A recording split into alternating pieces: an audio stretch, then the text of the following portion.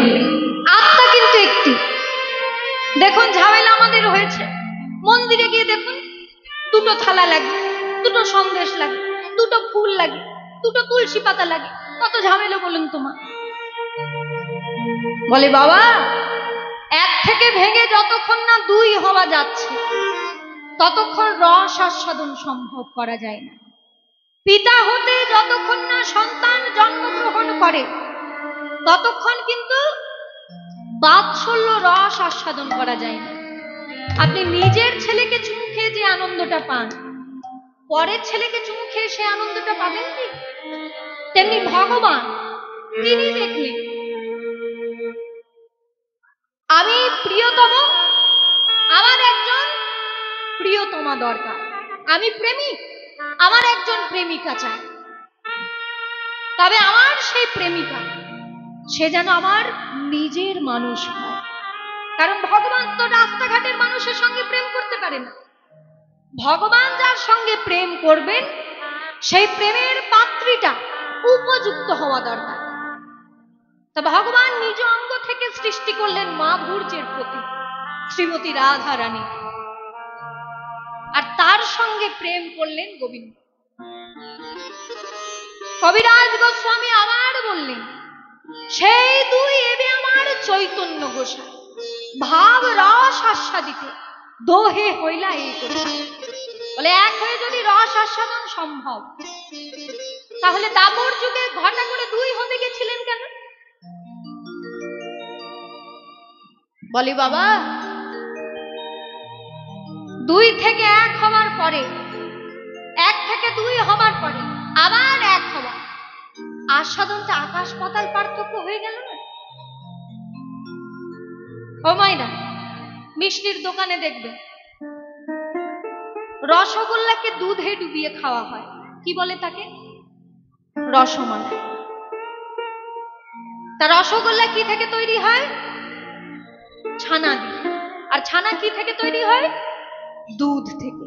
তাহলে দেখুন, দুধ থেকে ছানা তৈরি করে সেই ছানা দিয়ে রসগোল্লা বানিয়ে আবার সেই রসগোল্লা আবার দুধে ডুবিয়ে খাওয়া, আস্বাদনটা আকাশ পাতাল পার্থক্য হয়ে গেল না?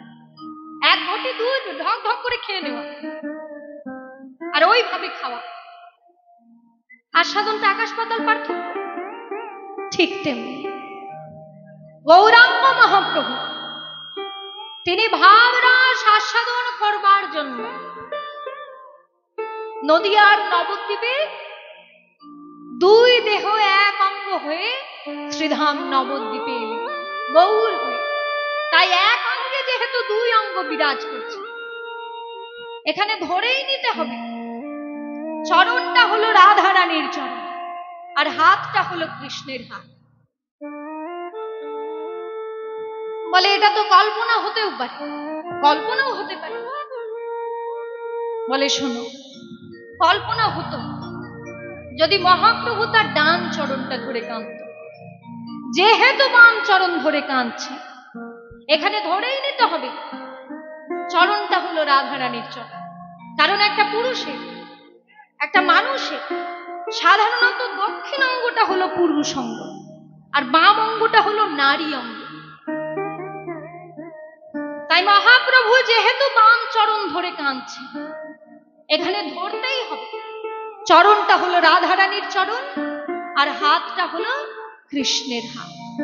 তা বৃন্দাবনে রাধা রানী যখন মান করেছিলেন, কৃষ্ণ সেই মান ভাঙানোর জন্য পায়ে ধরে ক্ষমা চেয়েছিলেন। ঠিক তেমনি গৌরাঙ্গ মহাপ্রভু তিনি তার চরণটিকে রাধা রানীর চরণ মনে করে আজ সেই চরণ ধরে কাঁদছে আর বলছে আমায় ক্ষমা করো হে, আমায় ক্ষমা করো গে, আমায় ক্ষমা করো হে, আমায় ক্ষমা করো গে। আমি ওই চরণে অপরাধী, আমায় ক্ষমা করো হে। আমি ওই চরণে অপরাধী,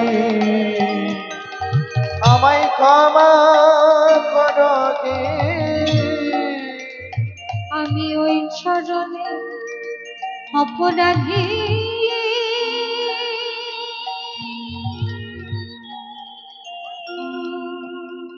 ভাবা বেশে আমার বহুর মনে চরণে অপরাধী বেশে আমার বহুর মনে ওই চরণে ভাবা অপরাধী বেশে আমার বহুর মনে ওই চরণে ভাবা অপরাধী বেশে আমার বহুর মনে ওই চরণে অপরাধী আমায় ক্ষমা করো রে আর মোরে ক্ষমা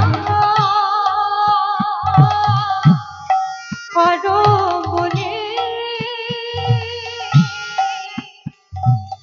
মোরে ক্ষমা করো বলে প্রভু কাঁদে ঘনে ঘনে গো আজ বিভর হইলা প্রভু বিভর হইলা প্রভু উড়বের ভাবে গো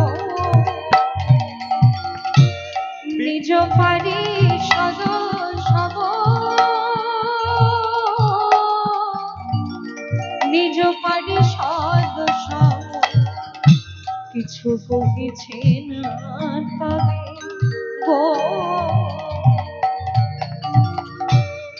কোনদিন যদি কোনো সমুদ্রের তীরে বেড়াতে যান তাহলে সমুদ্রের তীরে দাঁড়িয়ে দাঁড়িয়ে সমুদ্রের শোভা দেখবেন